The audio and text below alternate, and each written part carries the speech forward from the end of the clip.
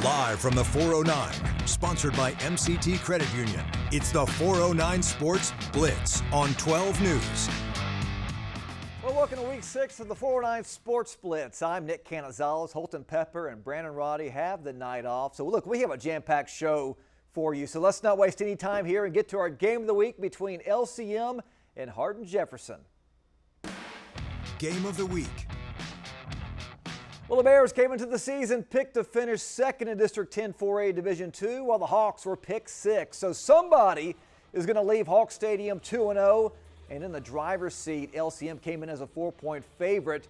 Defenseman, there's old Parker Freeman, going to bat down that pass right there, looking like J.J. Watt in his prime. And then to Corian Wilson, how about this play? Bats it down, picks it off for the interception. So the Hawks, they are making some noise on defense. So that is a big-time play, and this is a big-time run by Eric Petrie, taking the handoff, makes a couple of tackles, misses. He gets down there, and Ryan Samhoff to his right side, touchdown pass. This game went back and forth. It was actually a thriller as LCM, they pull off a 17-14 win. The Bears improved to 2-0 on the season, while the Hawks fall to 1-1. We'll check in with Brent Strahan coming up here later on in the show. All right, let's head over to Nederland, where their offense has been struggling for the 3 consecutive games. However, though, they made a bold statement by crushing Splendora last week 56-6, starting district play at 1-0. Could they contain a Dayton offense that came in averaging 47 points per game? You know, experts had Nederland as a 7-point favorite coming into tonight's game. This game was crazy as well. Dayton goes to work in the first quarter. Jerry Pareto Jr., the swing pass to Damian Foster. He's going to go down the sidelines for a gain of 22 and a Bronco first down. Later in the drive, Pareto calls his own number. He's going to run it in from 3 yards out. Dayton takes a 7-0 lead. On the ensuing kickoff, the ball somehow ends up touching a Nederland player. It goes into the end zone. It's recovered by Dayton for a touchdown. It is now 14-0 Dayton. All right, well, Nederland, now it's their turn on offense. Slade Shepard hands off to Jaden Ned. Massive hole by the offensive line. Gets a big chunk yards right there for a first down. Later in the drive, Landon Riley walks in for the touchdown. Bulldogs cut the lead in half at 14-7. Back come the Broncos. Pareto, back to pass, all day, deep bomb. How about that catch? Denham Foster, 40 yards on the touchdown. It was 21-7 at half. Nederland was down 28-7 at one point. We are in the second overtime where Nederland just scored. It is 57-49. Dayton has the football. We will get you a final as soon as this game goes final. Wow. All right, look, at the beginning of the season, of course, experts predicted the Orangeville Bobcats to win District 10 3A Division I, while the Anahuac Panthers, well, they claimed that they would finish the 4th and final playoff spot. A win tonight by Anahuac would have them sitting really nice in the standings, while a loss by the Bobcats would put them behind the 8 ball and make things a little difficult with 4 games left to play. Could Orangeville exploit an Anahuac defense that has been very shaky this season? Panthers giving up an average of 40 points per game. Bobcats, they are going to go to work early on. Well, as you see here, as the Anahuac Panthers go ahead and get out. And of course, it's homecoming. Orangeville looking to make a big statement tonight, and they certainly did. Carson Gonzalez on offense, hands off to the Lamar commit Mason Manning. Gets shot out of a cannon, 40 yards on that touchdown, 7-zip. Back come Anahuac. Brayton Such hands off to Darius Richardson. The game is tied now at 7. Well, here come the Bobcat offense. Carson Gonzalez, Kyron Morrow. Nice pitch and catch right there. 68 yards on the completion. Getting down at the end. How about that? That's a touchdown for the Bobcats. And here it goes. Back comes Anahuac. Such. Deep shot to Darian Williams there. They're like trading back and forth. Then Gonzalez hands off to Mason Manning. He walks in for the touchdown. Oh, let's go back to the Panthers because it's Oscar Garza. He's coming in your living room for the touchdown. Let's go back to Orangefield. Mason Manning. It's like Tecmo's Super Bowl back in the 90s here in Nintendo. But guess what, though? It was all Bobcats in this one, especially in the second half. They cruised 49-14. They improved to 4-2 overall, 1-1 in district play. Let's head out to Spencer Plato, who joins us live from FL McLean Stadium. And Spencer, of course, Orangefield, look, they stepped on the gas and never looked back in the second half as they picked up their first district win of the season. That's right, Nick. I'm at the FL McLean Stadium in Orangefield, where a district matchup between the Anahuac Panthers and the Orangefield Bobcats took the center stage in just the second week of district play. And it was a big game for Orangefield because not only was it their homecoming game, they were in search of their first district win in just the second week of district. But what started out a shootout battle between the two teams ended in a huge victory for the Bobcats. It was a back and forth game for the first half. It really was a game of whose defense could create those turnovers and whose offense could utilize those turnovers. The Bobcats took the game with a 49-14 win over the Panthers. This win makes the Bobcats 1-1 in district play during just the second week. And last week they dropped their first district matchup against Hardin. So the stakes were high tonight, hoping to not start district play being 0-2. But it was a standout game for Mason Manning, with the Bobcats scoring a majority of their touchdowns, which is 4 in the first half. And I think I've heard his name about 50 times tonight over the intercom. And after the first half, it was just a steamroll over the Panthers, not allowing them to score at all. Now the Panthers are now 1-1 in district play after tonight's game, and it is still early in district play, so standings will continue to fluctuate. But this was the time when games start to really matter in district, and the win over the Panthers, again 49-14, is in the books. But Orangefield turns the page to week 3 of district play, hitting the road to Cold Spring Oakhurst. But for now, at McLean Field for 409 Sports Blitz, Spencer Plato, back to you guys in the studio. All right, awesome job, Spencer. Of course, Mason Manning, one of the best running backs in Southeast Texas. You're going to be hearing his name over and over again, especially next year at Lamar. So good job. Be careful on the way back home. Hey, look, one team that has been making a lot of noise this season, the Hardin Hornets. You know, they brought back nearly the entire roster, and the Hornets, they're playing lights out. After crushing everyone in non-district play, I thought, well, look, we're about to see what Hardin is really made of with back-to-back games against Orangefield last week, East Chambers this week. You know, they passed the test last week. They aced it last night. Bucks get started. The flea flicker, catch the Hornets defense off guard. J.D. Zerby, Kobe Jones, and then that was Kobe West, 73 yards. Hey, look at him dancing, 7-zip, East Chambers. That would be the last time Hardin would actually trail. Javion Watley from 3 yards out. Get used to seeing that. That's a touchdown. And then here, Watley, once again, inside the 5-yard line. He finds the end zone again, his second of the night. And then Hardin, well, they found themselves in scoring position yet again, because guess who?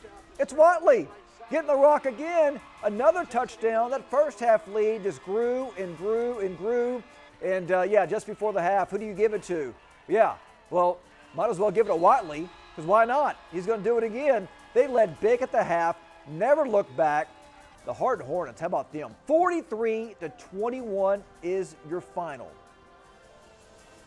Man, you can't imagine what it feels like. Look, if anybody that knows the history of the Hardin football program, it hasn't been one that most people talk about. Being able to be, say that we're 6-0, we're 2-0 in district, playing the two teams that everybody thought were going to win, yeah, man, it feels good, man. Hey, look, the Hardin Hornets haven't won a district championship since 1974.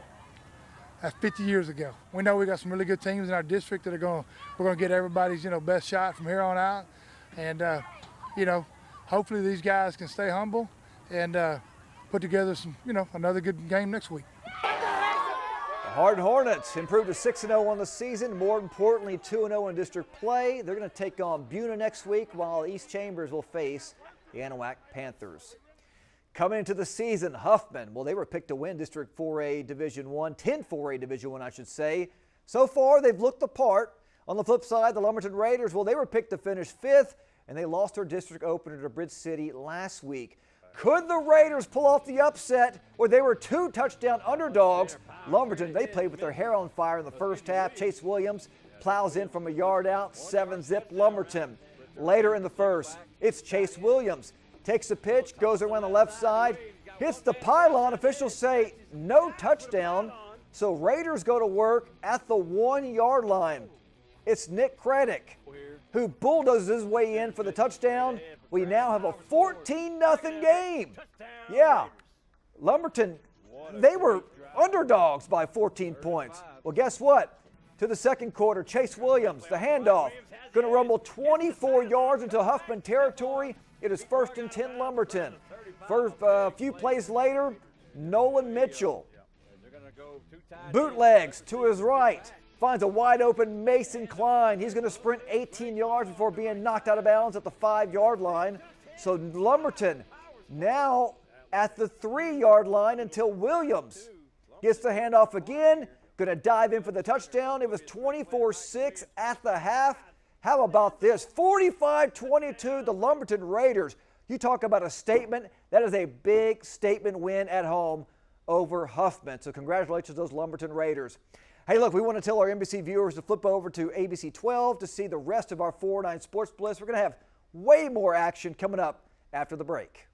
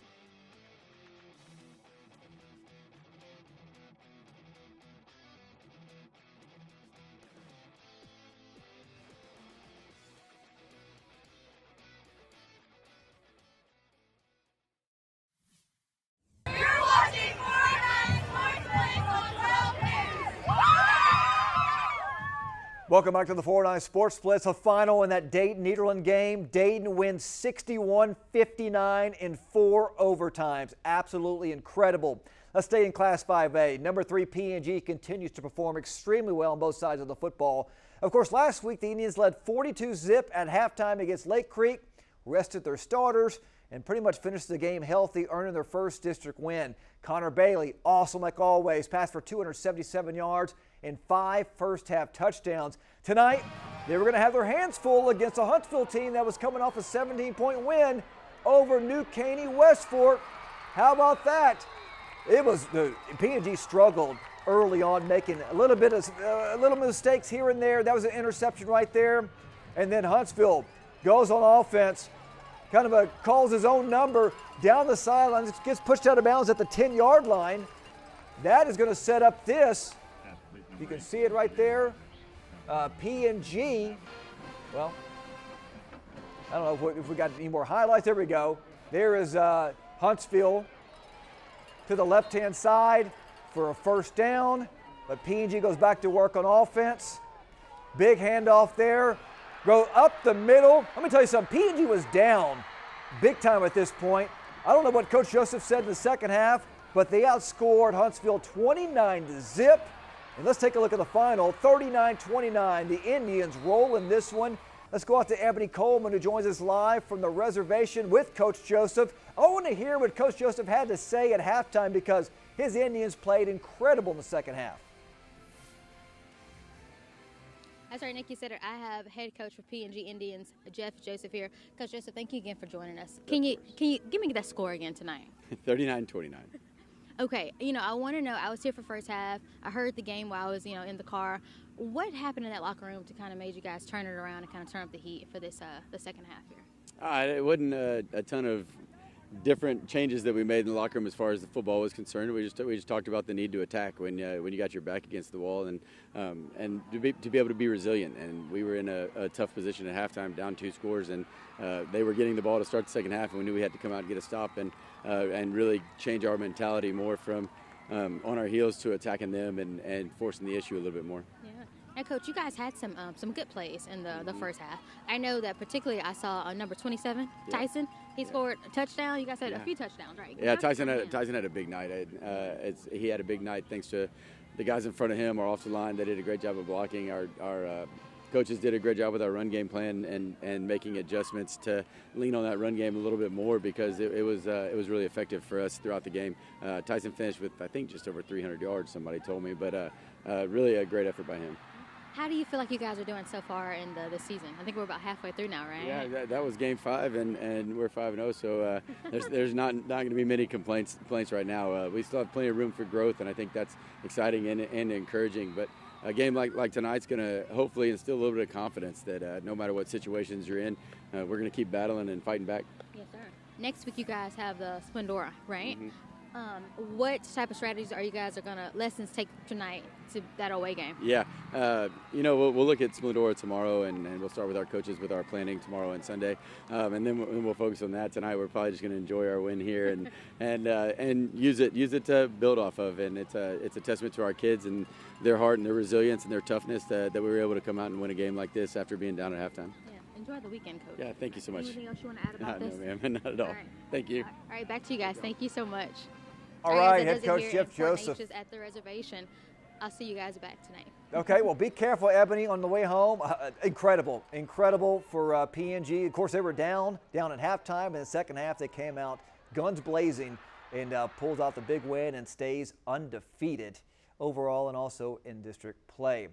All right, let's go back out to our game of the week. A battle between 2 1-0 teams. The winner of this game was actually set up for the rest of district play. One's going to go 2-0, the other, 1-1. LCM and Hardin-Jefferson. Let's go back out to Hawk Stadium there, where this was a really, really good ball game here tonight. And we were going to see how good Hardin-Jefferson really was early on, HJ on offense, but it's Parker Freeman doing his best J.J. Watt impression, batting down that pass right there. LCM would go on offense to Corey and Wilson. How about this? Great play there on defense. Looking like old prime Deion Sanders gets the interception. Hawks would take it their position, 1st and goal or 1st and 10 for the Hawks there. And then Eric Petrie flips the field.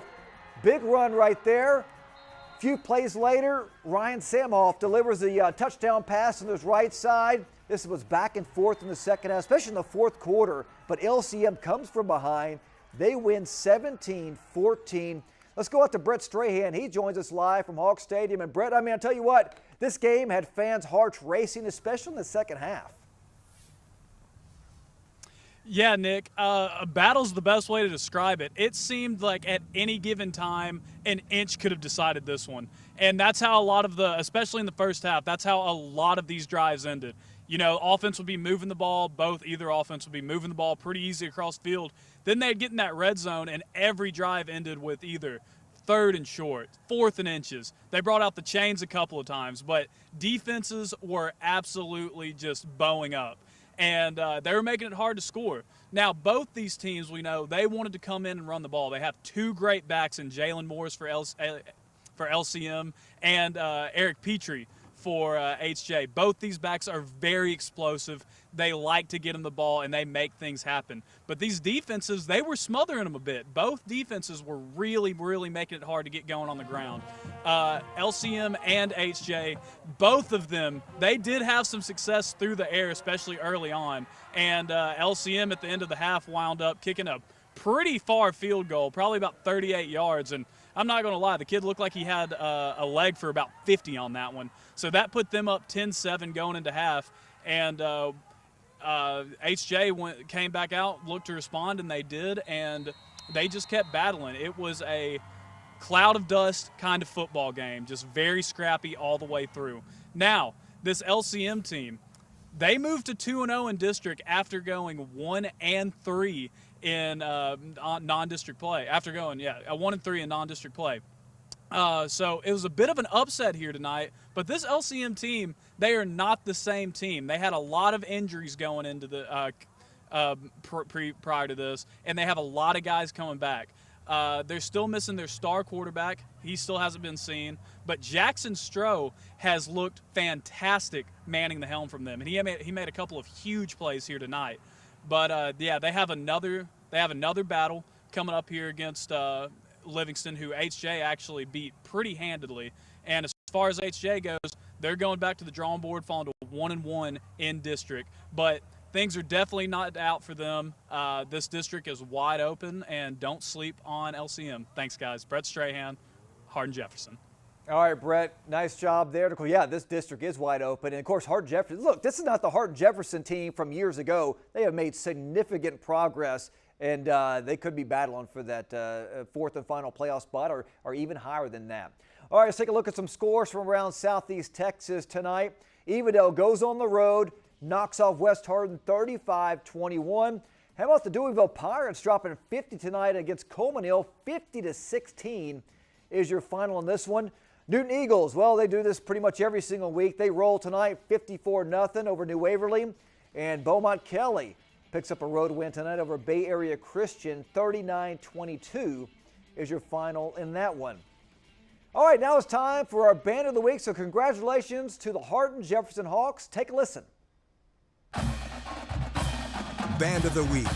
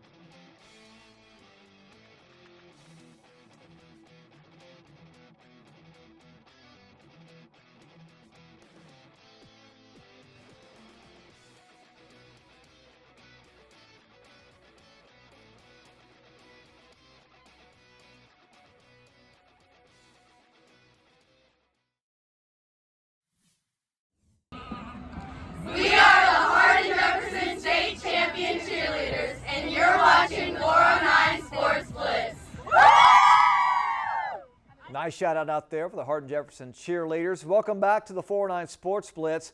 Blitz City, well, of course, they're off to another 4-0 start after dominating Lumberton 40-23 last week.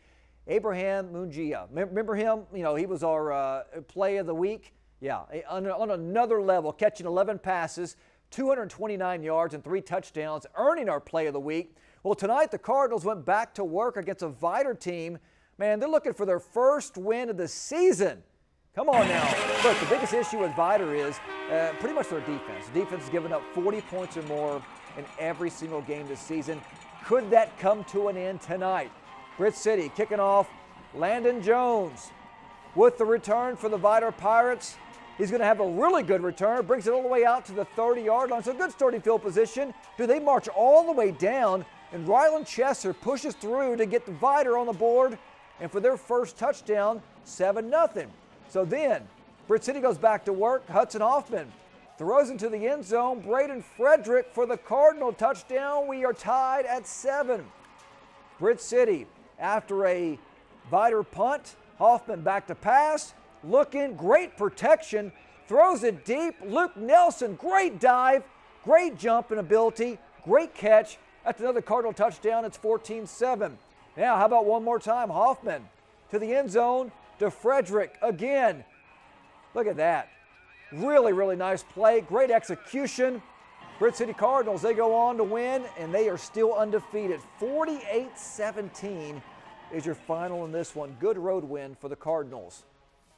All right, look, the biggest debate in Southeast Texas. I've said it all season. Port Arthur Memorial, by far the most talented team in the area. Of course, you can certainly make a case. Who's better? Is it Memorial? Is it PNG? Look, they're both good. Titans steamrolled Beaumont United last week, 62-0 behind Amani Martin, who had over 300 combined yards and 4 touchdowns. Tonight could be the same result. Memorial came in as 41-point favorites against Galveston Ball, who lost by 1 to Baytown Sterling last week. Titans offense went to work as Desmond Washington. Hey, kind of looks like Joe Washington from back in the day. Oh, Port Arthur great. 55 yards on that touchdown. Yeah, that would kind of be like a repeat theme tonight. Galveston Ball on offense. Jawan Woodbury over to Kaiden Barker. Boom, look at that. He gets slammed by Jamarcus Hudson. That's a hit of the week nominee right there. So Memorial gets it. Alex Eugene. He does what he does best. Pick up a ton of yards, finds the end zone every single week. Memorial takes a 14-0 lead. Yeah, it was just all Memorial in this one. They rolled their second straight shutout, 48-0 your final. Port Arthur is now 6-0 on the season, but more importantly, 2-0 in district play. All right, let's take a look at some scores from around Southeast Texas because we had a lot of games going on. Kirbyville and Cold Spring Oakhurst. Kirbyville dominated from start to finish. They win 45-18. Woodville, number 8 in the state. Boy, they are rocking and rolling. Luke Babin had 8 touchdowns last week. He just piled it on this week, 62-0 over the Warren Warriors. How about the Kuntz Lions? They get on the board and they go on the road to Trinity, pick up a massive win. The offense looked incredible tonight, 63-35. Lufkin and Westbrook. This game was back and forth.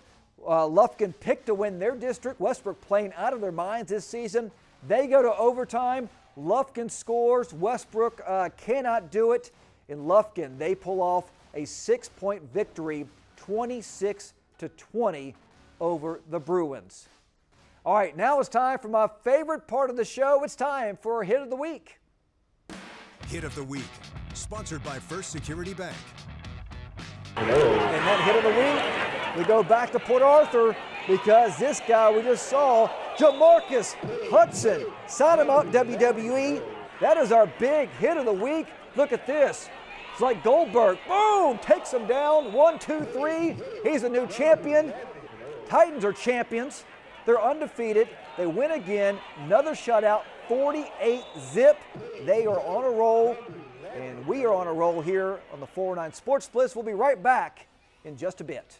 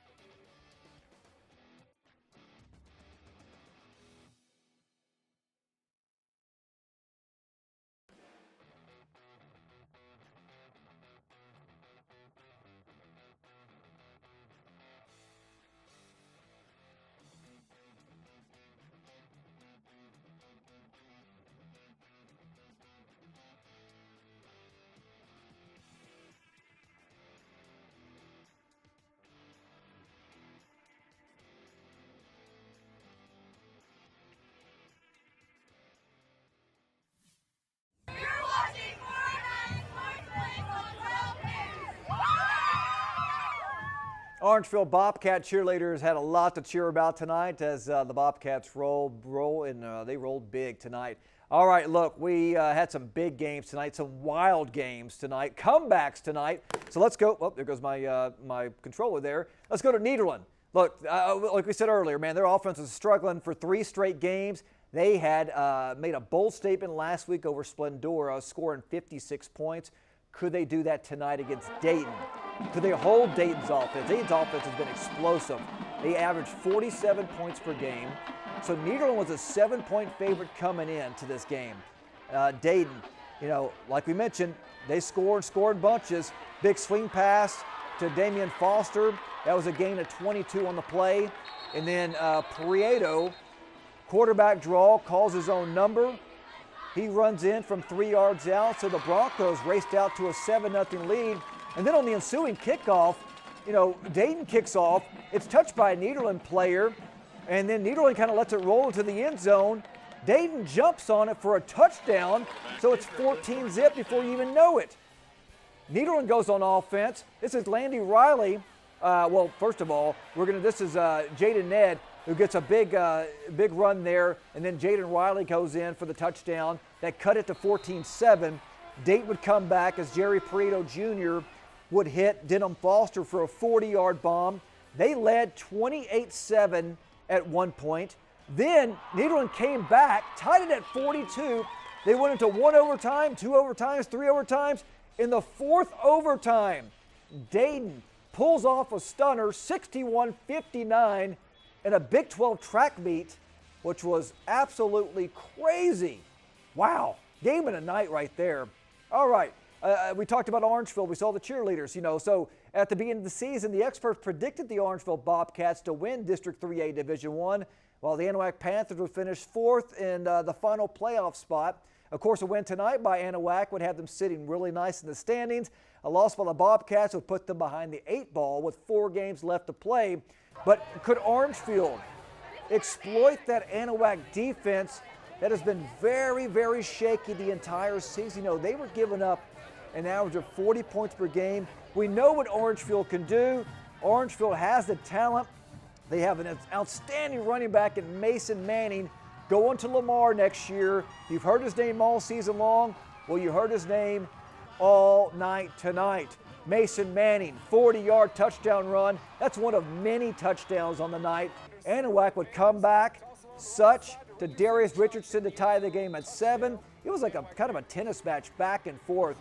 Then Orangeville would retake the lead. Carson Gonzalez to Kyron Morrow for a 68-yard completion right there. That was another touchdown. And then Braden Such for Anahuac.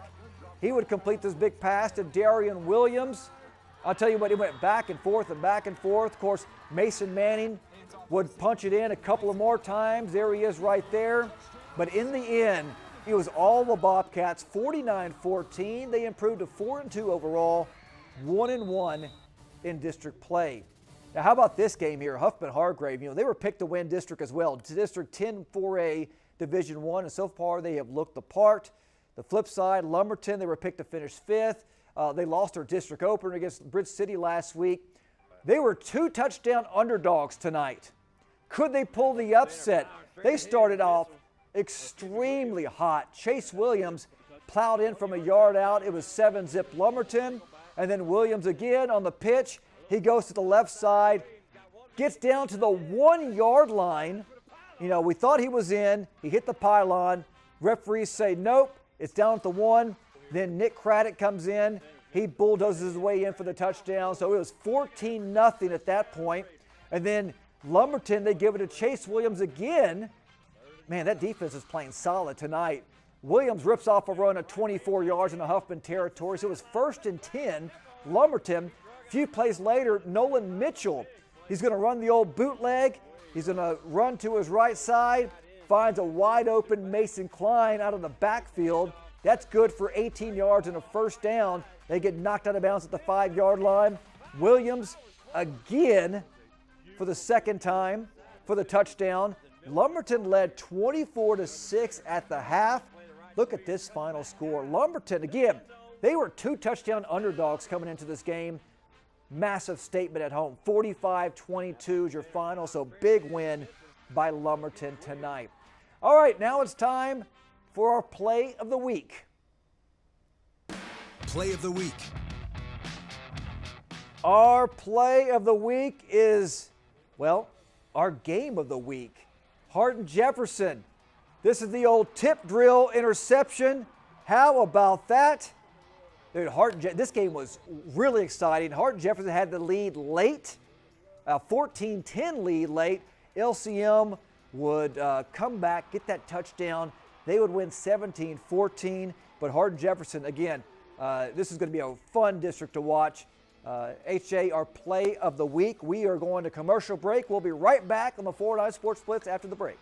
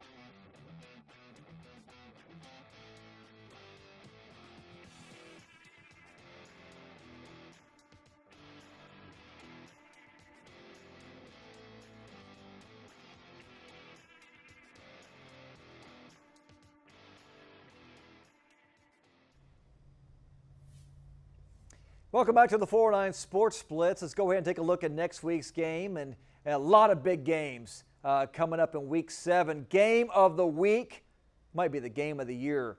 Newton, Woodville, both state ranked, both score high-octane offenses. It's going to be an awesome, awesome clash. HJ at Blitz City is going to be a really good one. Jasper, West Orange Stark, Hampshire Finette, and Silsbee. Again, that's usually the game of the week, but I mean, you got Newton and Woodville there. Baytown, Sterling, and Westbrook. Needle's going to host New Caney, West Fork, and Kelly is going to host Fort Bend Christian. Again, next week, week number 7 is going to be a dandy. I'm ready for that game of the week. Newton and Woodville, boy, it is going to be a clash of top 10 teams. All right, that's going to do it for 409 Sports Blitz. We appreciate you guys watching. We'll see you guys coming up next Friday. Everybody have a great weekend. Band of the Week.